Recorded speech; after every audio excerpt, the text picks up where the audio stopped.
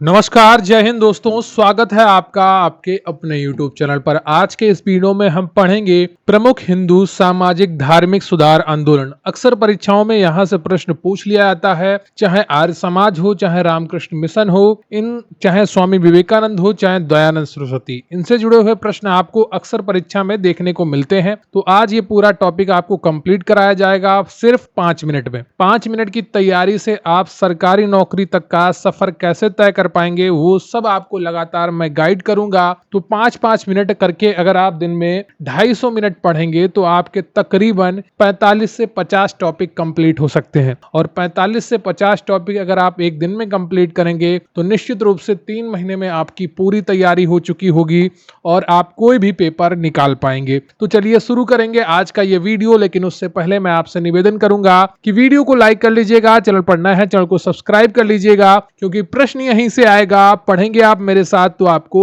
यकीन आएगा। तो चलिए शुरू करते हैं आज का ये बेहतरीन टॉपिक, प्रमुख हिंदू सामाजिक धार्मिक सुधार आंदोलन। तो सामाजिक धार्मिक सुधार आंदोलन क्या है, ये भारत की पृष्ठभूमि में कैसे आए, उसके बारे में चर्चा करना भी जरूरी है सामाजिक धार्मिक सुधार आंदोलनों को समझने से पहले। 19वीं शताब्दी के पूर्वार्ध में भारतीय समाज जाति आधारित, पतनशील और प्रतिगामी था। यहाँ कुछ प्रथाओं का पालन किया जाता था जो मानवीय भावनाओं या मूल्यों के अनुरूप नहीं थे, लेकिन फिर भी धर्म के नाम पर उनका पालन किया जा रहा था, जैसे छुआछूत, सती प्रथा, विधवा पुनर्विवाह न होना, ये सारी प्रथाएं थी। तो सामाजिक धार्मिक सुधार आंदोलन की रूपरेखा कुछ इस प्रकार बनी। कुछ प्रबुद्ध भारतीयों जैसे राजा राम मोहन राय, ईश्वरचंद विद्यासागर, दयानंद सरस्वती और कई अन्य समाज में सुधार लाना शुरू किया ताकि पश्चिम की चुनौतियों का सामना किया जा सके। अब पश्चिम की चुनौतियां क्या थी? जो ईसाई मिशनरियां भारत में आ रही थी, वो लगातार धर्म परिवर्तन का दबाव बना रही थी, लालच देके धर्म परिवर्तन करा रही थी। उसको भी रोकना एक बड़ी चुनौती थी, जिसे पश्चिम की चुनौती के रूप में जाना जाता है। और इसके अलावा जो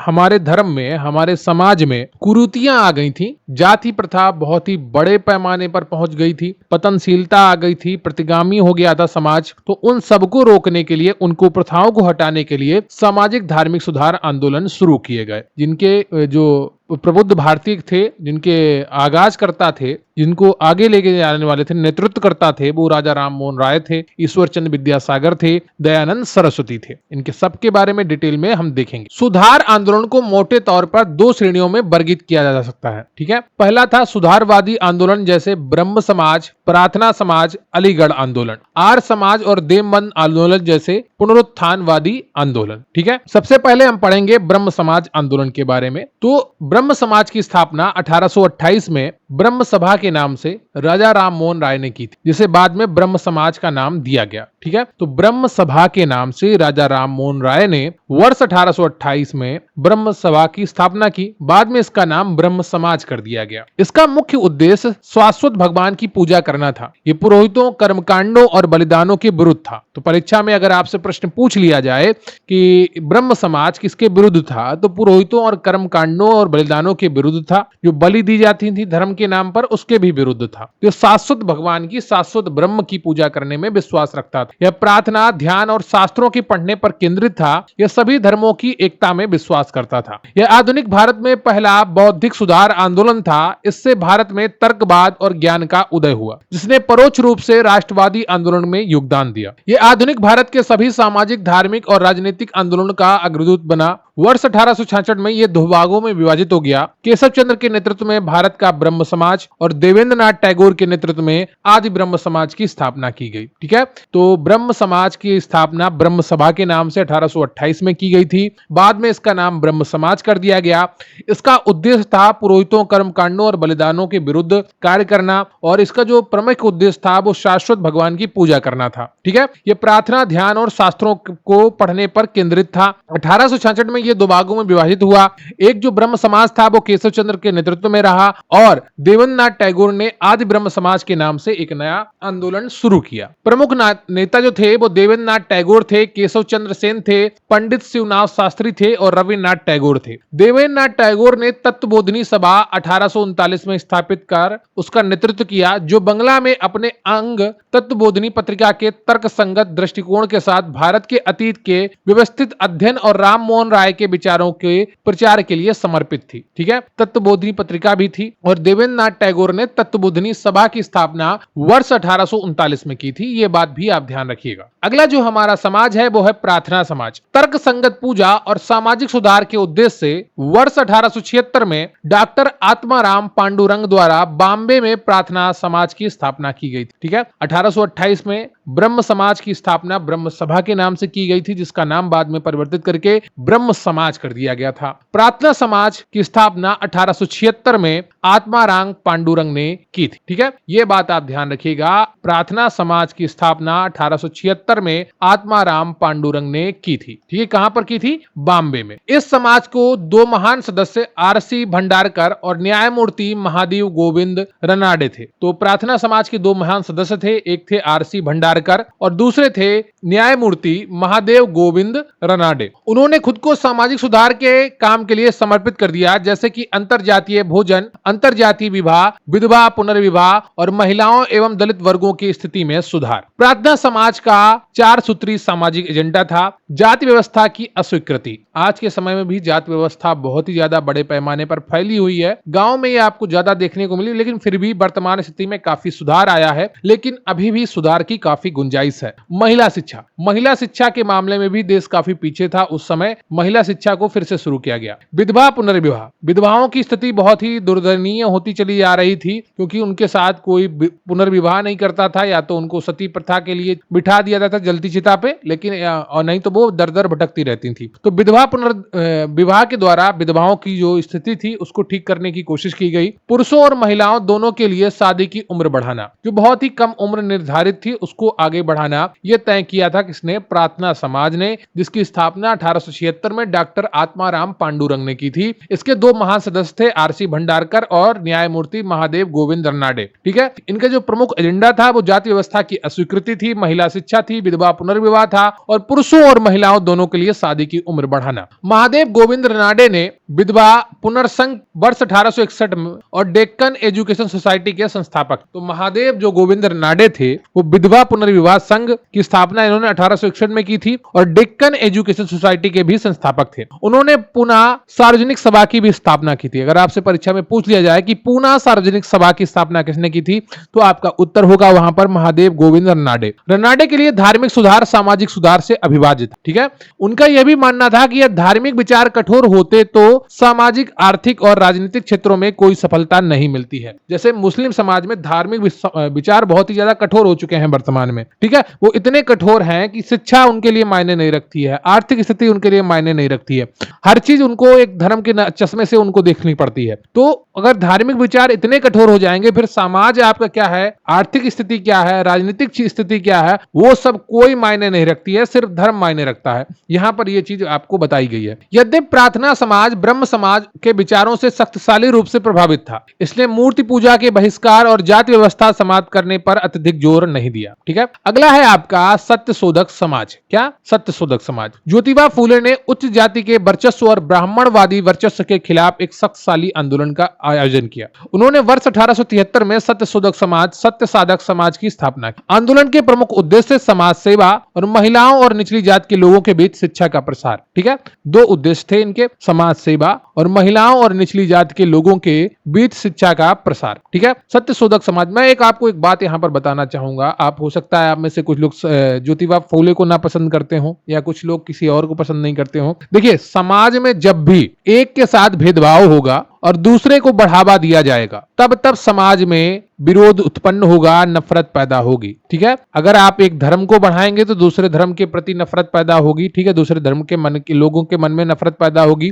अगर आप एक जाति के लोगों को बढ़ाएंगे तो दूसरी जाति के लोगों के प्रति मन में नफरत पैदा होगी। ठीक है, तो अन्याय जब भी करेंगे तो वो एक नफरत को जन्म देगा, वो संघर्ष को पैदा करेगा। तो अन्याय नहीं करना चाहिए समाज के किसी भी हिस्से को। फूले की रचनाएं सार्वजनिक सत्य, धर्म और गुलामगीन आम जनता के लिए प्रेरणा स्रोत बने। फूले ने ब्राह्मणों के राम के प्रतीक के विपरीत राजा बलि के प्रतीक को इस्तेमाल किया। ठीक है, इन्होंने राजा बलि की पूजा शुरू करी और ब्राह्मणों के राम के प्रतीक के विपरीत था जो। ठीक है, फूले का उद्देश्य जाति व्यवस्था और सामाजिक आर्थिक असमानताओं को पूरी तरह से समाप्त करना था। इस आंदोलन में दलित समुदायों के बीच ब्राह्मणों को एक ऐसे वर्ग के रूप में पेश किया गया जिन्हें शोषक के तौर पर देखा जाता था। ठीक है, उस समय की कुछ ऐसी परिस्थिति थी। एक समाज आता है यार, जब जाएंगे जब आपको एक समाज बहुत अमीर दिखेगा और एक समाज बहुत गरीब दिखेगा। अगर आपके आसपास ही कोई बहुत अमीर हो, आपकी फैमिली में, आपके रिश्तेदार में, जब वो कुछ कहेगा, आपसे कुछ बताएगा, तो उसके प्रति आपके मन में नफरत पैदा होगी, क्योंकि उसके अंदर थोड़ी बहुत तो अकड़ होगी अपने पैसे की, है ना। तो ये प्रकृति का नियम है, इंसान के अंदर अपने से बड़े के प्रति अक्सर नफरत का भाव पैदा हो जाता है, क्योंकि उसके अंदर थोड़ी अकड़ होती है। इसीलिए कहा गया है कि जो बड़ा है वो झुक के चले, ठीक है। इसलिए नहीं कहा गया कि झुक के तुम्हारी कुछ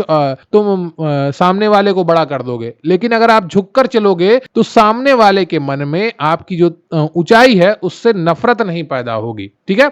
इसलिए आपकी सुरक्षा के लिए कहा गया है कि जो बड़ा है वो झुककर चले, ठीक है। ये आपकी जो आर्थिक सुरक्षा है, आपकी शारीरिक सुरक्षा है, आपकी मानसिक सुरक्षा है, इससे अगर आप झुककर चलते हैं, बड़े होकर भी, अमीर होकर भी और ज्ञानी होकर भी, तो आपकी सुरक्षा बनी रहती है। अगला है हमारा आर्य समाज आंदोलन। बहुत ही महत्वपूर्ण है, अक्सर परीक्षाओं में यहां से प्रश्न पूछे गए हैं। अब इसको भी हम डिटेल में देखेंगे। पश्चिमी प्रभावों की प्रतिक्रिया के परिणाम स्वरूप समाज सुधारवादी न होकर पुनरुत्थानवादी था। पहली आर्य समाज की इकाई औपचारिक रूप से दयानंद सरस्वती द्वारा 1875 में बॉम्बे में स्थापित की गई थी और बाद में इसका मुख्यालय लाहौर में स्थापित कर दिया गया था। ये मोस्ट इंपोर्टेंट लाइन है, इसको आप याद रखिएगा, परीक्षा में यहीं से प्रश्न बनता है कि पहली आर्य समाज इकाई औपचारिक रूप से दयानंद सरस्वती द्वारा वर्ष 1875 में बॉम्बे में स्थापित की गई थी, बाद में इसका मुख्यालय लाहौर में स्थापित किया गया था। आर्य समाज के मार्गदर्शक सिद्धांत है: परमेश्वर सच्चे ज्ञान का प्राथमिक स्रोत है,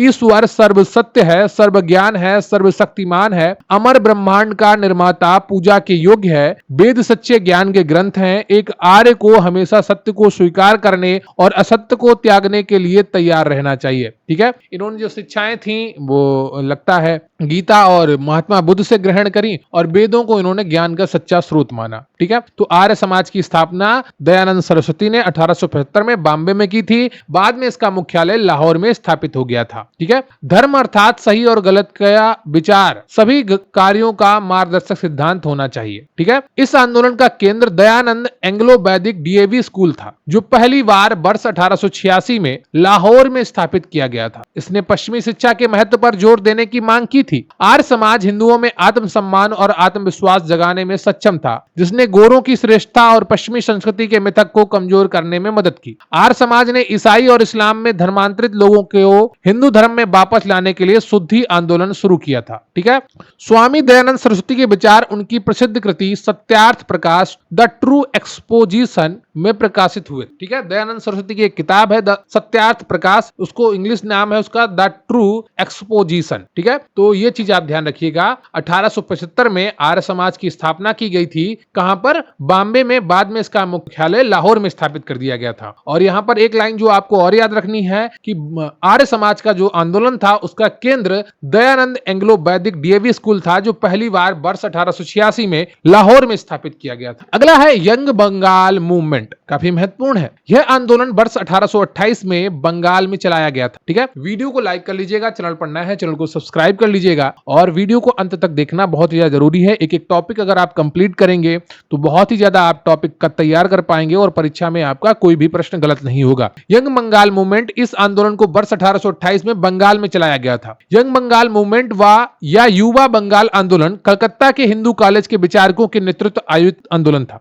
इन विचारकों को डेरोजियनस के नाम से भी जाना जाता था। यह नाम उन्हें उसी कॉलेज के एक शिक्षक हेनरी लुई विवियन डेरोजियो के नाम पर दिया गया था। डेरोजियो ने अपने शिक्षण के माध्यम से और साहित्य, दर्शन, इतिहास तथा विज्ञान पर बहस व चर्चा के लिए एक संघ का आयोजन करके अपने विचारों का बढ़ावा दिया। उन्होंने फ्रांसीसी क्रांति वर्ष 1789 ईस्वी के आदर्शों और ब्रिटेन की उदारवादी सोच को विस्तारित करने का प्रयास किया। डेरोजियनस ने भी महिलाओं के अधिकारों और शिक्षा का समर्थन किया। उनकी सीमित सफलता का मुख्य कारण उस समय की प्रचलित सामाजिक स्थिति थी, जो इन विचारों को अपनाने के लिए परिपक्व नहीं थी। देखिए, समाज में कोई भी परिवर्तन अचानक से नहीं आता। आप एक दिन में जातिवाद नहीं खत्म कर पाएंगे, आप एक दिन में संप्रदायवाद नहीं खत्म कर पाएंगे, आप एक दिन में महिलाओं को फर्श से अर्श पर नहीं पहुंचा पाएंगे। धीरे धीरे समाज एक प्रक्रिया के साथ चलता है और प्रक्रिया के अनुसार चीजें बदलती रहती हैं। जब मैं छोटा था तो मैं अखबारों में पढ़ता था कि लड़कियों को सिर्फ इसलिए मार दिया गया कि उनके पास मोबाइल फोन पाया गया, उन्होंने अपने गांव में जीन्स पहन ली, ठीक है, या किसी लड़के से बात करती थी। लेकिन आज के समय में स्थिति बहुत ही ज्यादा परिवर्तित हो चुकी है। अब गांव में आराम से जीन्स शॉर्ट सब पहन सकती हैं लड़कियां, मोबाइल चला सकती हैं। तो धीरे धीरे स्थिति परिवर्तित होती है और जो भी समस्या है समाज की वो स्थिति, परिस्थिति और जो लोग हैं वहां के उस पर निर्भर करती है, ठीक है। अगला है आपका रामकृष्ण मिशन। अक्सर परीक्षाओं में यहां से प्रश्न पूछे गए हैं, तो इसको बहुत ही अच्छे तरीके से तैयार करिएगा, इंपॉर्टेंट है आपके लिए और परीक्षा में यहां से प्रश्न बनते हैं। रामकृष्ण परमहंस एक रहस्यवादी व्यक्ति थे जिन्होंने त्याग, ध्यान और भक्ति के पारंपरिक तरीकों में से धार्मिक मुक्ति मांगी थी। ये मुक्ति मार्ग के सिपाही थे। वह एक ऐसे संत थे जिन्होंने सभी धर्मों को की मौलिक एकता को पहचाना और इस बात पर जोर दिया कि ईश्वर और मोक्ष प्राप्ति के कई रास्ते हैं तथा मनुष्य की सेवा ही ईश्वर की सेवा है। तो रामकृष्ण मिशन जो है वो रामकृष्ण परमहंस के नाम पर स्थापित किया गया था, ठीक है। स्वामी विवेकानंद ने वर्ष 1897 में रामकृष्ण मिशन की स्थापना की। जो रामकृष्ण परमहंस थे ये देवी मां काली के काफी ज्यादा पुजारी थे, ठीक है। कहा जाता है इन्होंने उनका साक्षात्कार किया था, उनके दर्शन किए थे। 1897 ईस्वी में रामकृष्ण मिशन की स्थापना की जिसका नाम उनके गुरु स्वामी रामकृष्ण परमहंस के नाम पर रखा गया। इस संस्था ने भारत में व्यापक स्तर पर शैक्षिक और परोपकारी कार्य किए। स्वामी विवेकानंद ने वर्ष 1893 ईस्वी में शिकागो यूएस में आयोजित पहली धर्म संसद में भारत का प्रतिनिधित्व किया था, ठीक है। उन्होंने मानवीय राहत और सामाजिक कार्यों के लिए रामकृष्ण मिशन का इस्तेमाल किया, ठीक है। तो स्वामी विवेकानंद ने वर्ष 1893 में शिकागो में आयोजित पहली धर्म संसद में भारत का प्रतिनिधित्व किया था और स्वामी विवेकानंद ने ही 1897 में रामकृष्ण मिशन की स्थापना की थी, ठीक है। तो ये चीज आप ध्यान रखिएगा, आपकी परीक्षा के लिए यही 3 चीजें महत्वपूर्ण है, ठीक है। मिशन अब भी धार्मिक और सामाजिक सुधार के लिए प्रतिबद्ध है। विवेकानंद ने सेवा के सिद्धांत, सभी प्राणियों की सेवा की वकालत की। विवेकानंद की कई किताबें हैं, कर्म योग, प्रेम योग, धर्म योग, राजयोग, इन सबको आपको पढ़ना चाहिए और काफी अच्छी किताबें हैं। कर्म योग जब आप पढ़ेंगे तो आपके अंदर एक अलग ही ऊर्जा का निर्माण होगा और काफी अच्छा आप महसूस करेंगे। आंदोलन के 2 उद्देश्य थे, त्याग और व्यवहारिक आध्यात्मिक जीवन के लिए समर्पित संतों के समूह को एक साथ लाना जिनमें शिक्षकों और कार्यकर्ताओं को रामकृष्ण के जीवन के बारे में सचित्र वेदांत के सार्वभौमिक संदेश को फैलाने के लिए भेजा जाता था। सामान्य शिष्यों के साथ मिलकर सभी पुरुषों, महिलाओं और बच्चों को, चाहे वे किसी भी जाति, पंथ या वर्ण के हो, ईश्वर की वास्तविक अभिव्यक्ति के रूप में उपदेश, परोपकारी और धर्मार्थ कार्यों को जारी रखने के लिए कहा गया, ठीक है। तो ये आपके महत्वपूर्ण थे प्रमुख हिंदू सामाजिक धार्मिक सुधार आंदोलन जिनके बारे में आपने पढ़ा, चाहे आर्य समाज हो, चाहे रामकृष्ण मिशन हो, चाहे प्रार्थना समाज हो, चाहे आपका ब्रह्म समाज हो, सबके बारे में आपने पढ़ा। स्वामी विवेकानंद, दयानंद सरस्वती, आत्मारंग, पांडुरंग, ज्योतिबा फूले, इन सब ने काफी अच्छे कार्य किए भारत में सामाजिक धार्मिक सुधारों के लिए जो भारत के लिए बहुत ही ज्यादा जरूरी थे। आपकी तैयारी कैसे होगी 5 मिनट में, वो मैंने आपको एक वीडियो बनाया है, उसको आप जरूर देखिएगा। अगर आपने अभी तक नहीं देखा है कैसे 5 मिनट में सरकारी नौकरी मिलेगी, तो टॉपिक्स को आपको पढ़ना है, टॉपिक से ही आपके प्रश्न बनेंगे और टॉपिक अगर आप तैयार करेंगे, एक दिन में आपने 50-100 टॉपिक पढ़े तो निश्चित रूप से 5-5 मिनट करके आप 100 टॉपिक पढ़ सकते हैं और अपनी तैयारी को सुनिश्चित कर सकते हैं। वीडियो को लाइक कर लीजिएगा, चैनल पर नया है चैनल को सब्सक्राइब कर लीजिएगा। आपके मन में कोई डाउट हो, कोई प्रश्न हो, कमेंट करके बताइएगा, मुझे आपके कमेंट्स का इंतजार रहेगा। तब तक के लिए थैंक यू वेरी मच, बहुत बहुत धन्यवाद आपका। जय हिंद, जय भारत।